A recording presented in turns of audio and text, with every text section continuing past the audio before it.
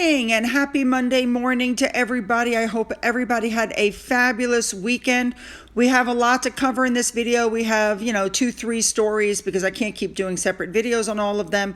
So let's just jump in and cover them all, shall we? Oh, a reminder, the link to video 2 is in the description box of video 1, and the link to video 3 will be in the description box of video 2 to make it easier for you.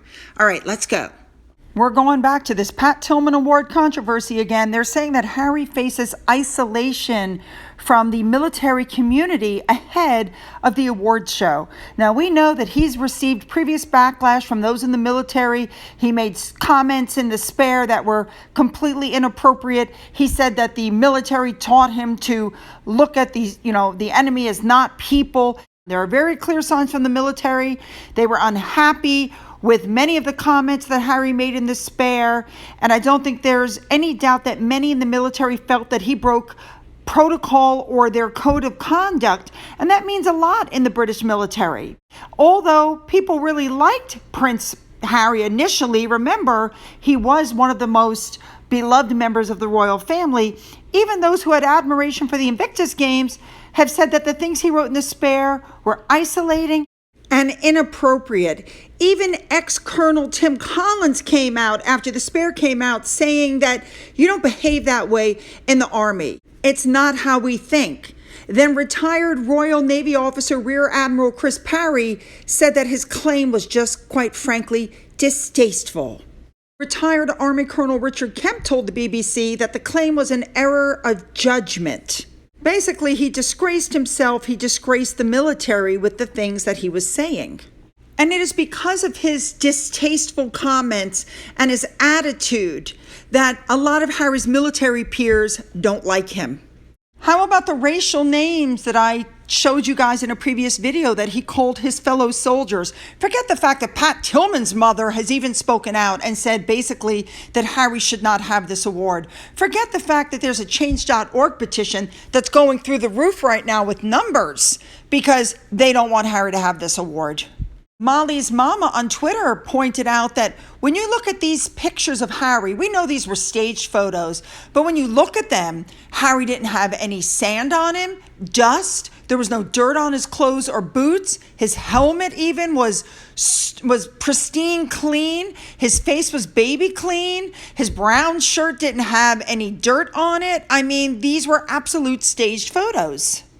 Look at the difference when Harry is here with some of the security personnel. Look at their faces compared to his. Look at this one. The other guy's dirty. Harry's clean. Amazing. All right, let's move on. Now, we have a blind item that came out that, if you read it, it basically sounds like Meghan Markle has been meeting up with Christopher Boozy. I don't know if that's true. We'll keep an eye on this. Moving on. Let's move on now to Harry's lawsuit. Now, his lawsuit against Rupert Murdoch's, group will earn him up to, they're saying, $250,000, which is a fraction of the amount that's usually awarded in some high-profile celebrity lawsuits. Now, Harry believes that the journalists for the UK paper The Sun and the News of the World broke the law to get stories about his private life. And we know he's suing the publisher News Group newspapers at the High Court in London. There's going to be a trial in January of 2025, and we know that lawyers for two sides were in court last week about disclosure of documents and evidence. Now, after that hearing, Harry was ordered to pay $164,000, although it's being reported his lawyers are going to dispute the figure. And this all took place because we found out that Harry has not produced a witness statement explaining how some of his messages with his ghostwriter were missing. And the Justice Fancourt has ruled a wider search is required of Harry's laptop, text messages, WhatsApp messages, all of this. In the meantime, the news group was awarded 2/3 of its costs. That's what the bill was for. News Group News' legal team tried to get an order forcing Harry to disclose the information which would have been relevant to what he knew about the unlawful behavior before the end of 2013. NGN argued if Harry knew he had a potential claim before that date, the case could have been dismissed on the grounds it was filed too late. Under legal rules, claims usually have to be brought within 6 years. So they're having this argument, and now they're coming out that Harry has destroyed evidence. So this is going to get good. The judge said, and I'm quoting, "Looking at the matter in overall terms, taking account to the extent to which NGN has not succeeded on its application, including both the original wording of the order and the new point introduced, it seems to me that the fair order in the circumstances is that the claimant should pay NGN 2/3 of their costs of the application to be assessed on the standard basis if not agreed." So basically, Harry's being penalized for not turning over the requested documentation, as he should be. Why should NGN run up their legal bills because Harry's not participating in the lawsuit that he started? All right, moving on to our last story for tonight. This is interesting. Mindy Kaling on Instagram put up this picture of herself and Prince Harry forever in that gray suit. I don't think he owns anything else. And she said this: "Met my friend's husband at a work event. Seems pretty cool. Said he's written a book. Gonna check it out." Let me tell you something. The backlash was horrible. I mean, Harry looks happier in this photo than he has with his wife. You shouldn't have posted this. Don't you know he wants his privacy? What does she do aside from talk about his fameless family? And then people are like, "We lost all respect for you and you've been markled." But here's the part that I found interesting. On the post, Jessica Mulroney put a little comment.